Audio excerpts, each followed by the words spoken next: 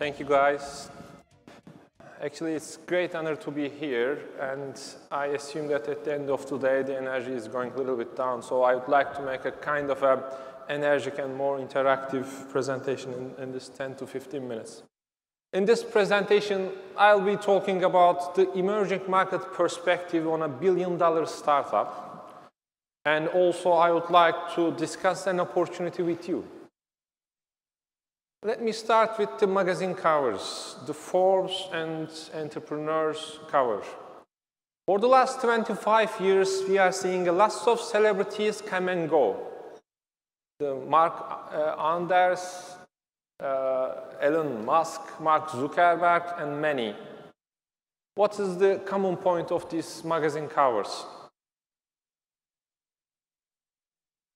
Nearly 99% of them are from states, right? So the billion-dollar startups are coming from United States with a great majority.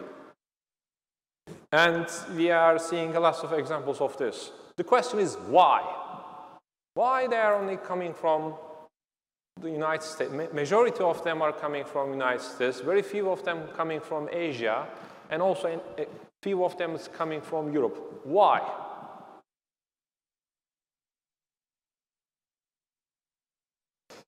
When we take a look at the failure rate statistics, the top 20 reasons of startup fails, every research has come up with this very similar ideas. I mean, no market need, ran out of cash, not the right team, get out-competed, and so on. But it doesn't say that the geography is a kind of a startup fail factor, but in fact it is to some extent, because it brings some additional difficulty, right? I mean, that's why we are not having a billion-dollar startup from Turkey or from Azerbaijan or from Pakistan or from Middle East.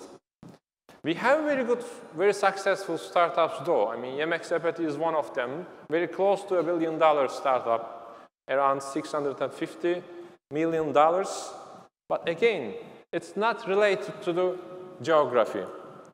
So when we take a look at the ideas of a billion-dollar startup, do you see a pattern there? I mean, are they a science fiction ideas, just very complicated ideas? No, right? Take a look at the SMS, WhatsApp, and Twitter. When was the first SMS, text message, used? Any estimation?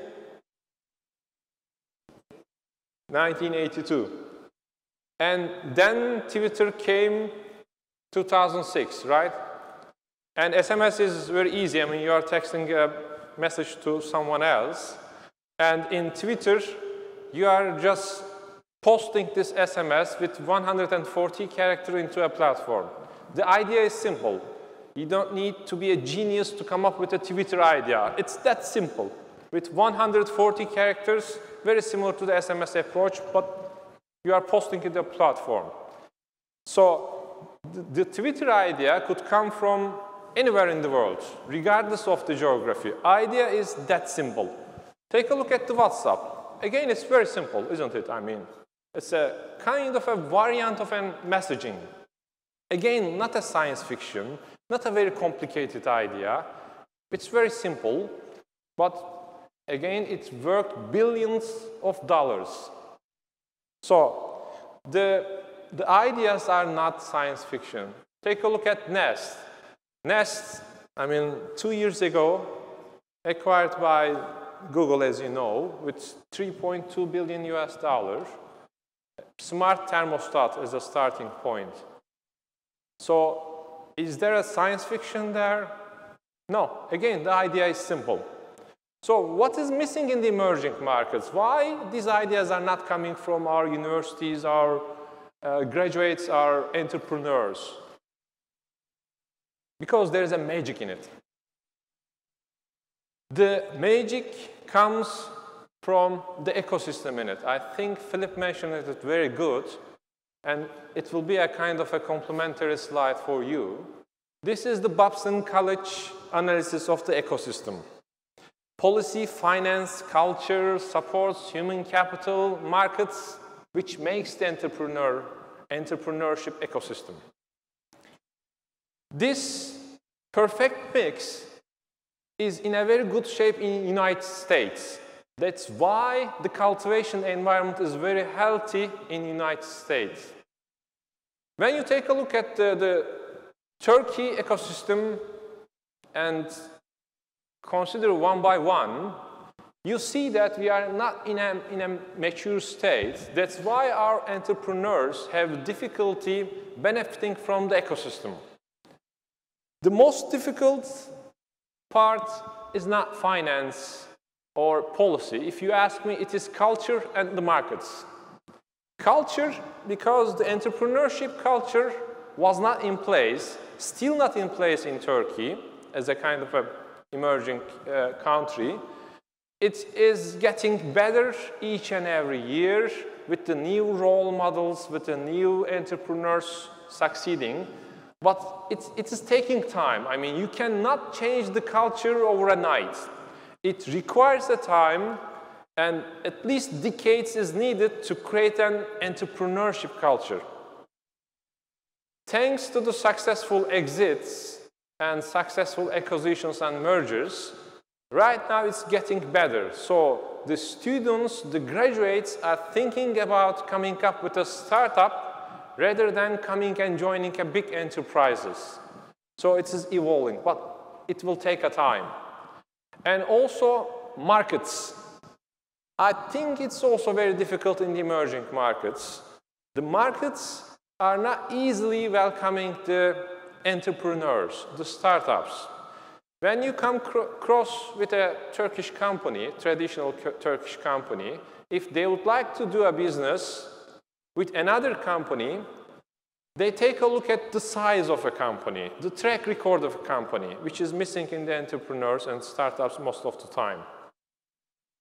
It's also related to the culture. So the market, entrance to the market, doing a business in the market is not that easy. But it means entrepreneurs in the emerging markets need to be more stubborn, need to be more pushy, especially working with the multinationals or big companies like us. I believe that although the ecosystem here in an emerging country like Turkey is difficult, much more tougher than the United States, entrepreneurs have a great idea and great courage to do more. And perhaps this is to compensate the deficiency in the ecosystem. So if you would like to do a business in an emerging country, you need to be much more agile, much more pushy than someone doing this in the States. I'm not saying that the policy and government is not an important factor.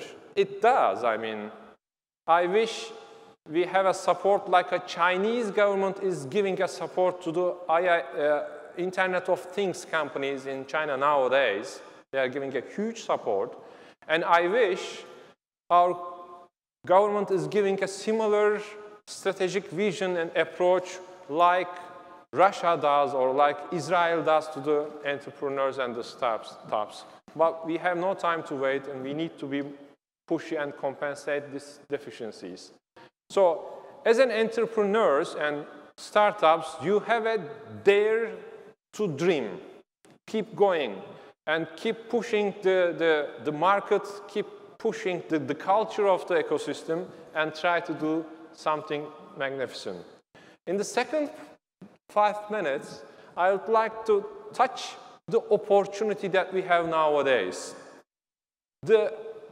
As you know, technology comes in waves. The first wave was internet, the second wave was mobility, and this wave that you should surf is Internet of Things. But this is not a wave, this is a tsunami this time. So the magnitude is much, much more bigger than ever. To understand why it is this time it's a tsunami, take a look at the industry 1.0 to 4.0. In the first industrial revolution, with the water and steam power, there was a transition from agriculture economy to an industry economy. In Industry 2.0, this time we discovered the electricity, and the factory and the labor force, electrical energy was used to come up with the products and services. In Industry 3.0, this time IT was in power. And Industrial Revolution number 4 is all about IoT. So in every industry, 1.0, 2.0, 3.0, there was a massive disruptive innovations coming from the entrepreneurs.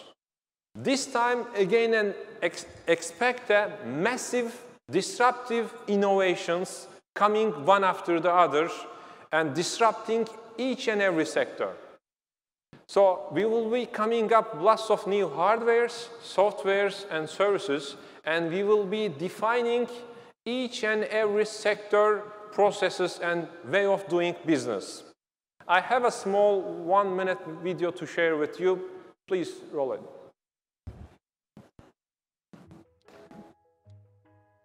Imagine if Intel changed your vision of the world.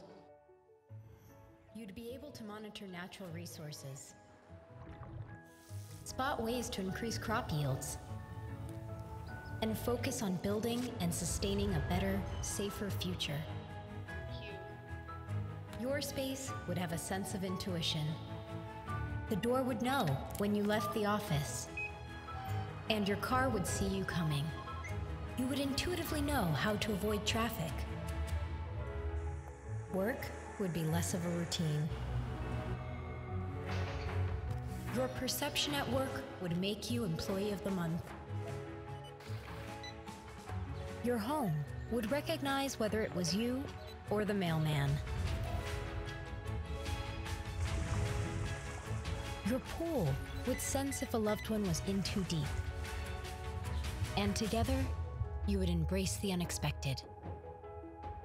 Now the ordinary has become extraordinary. Intel Inside makes for a better experience outside. Actually, this is a good video about the Internet of Things and how it's going to change our life. There's a lot of things to discover because right now we have a 14 billion